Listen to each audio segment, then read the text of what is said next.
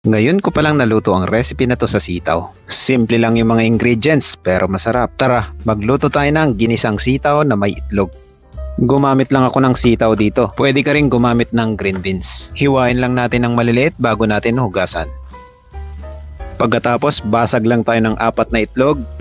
Season lang natin siya ng salt and pepper. Mix lang natin and set aside.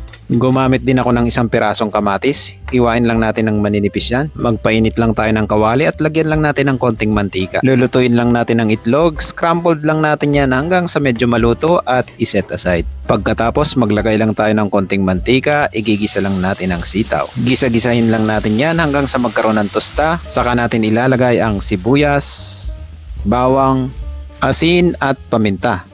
Gisa-gisahin lang natin hanggang sa lumabas yung aroma at ilalagay na rin natin ang kamatis, seasoning powder, oyster sauce. Haluin lang natin yan bago natin ilalagay ang cornstarch slurry.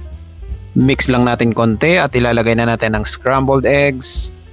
Lalagyan din natin ng sesame oil and chili flakes pampagana.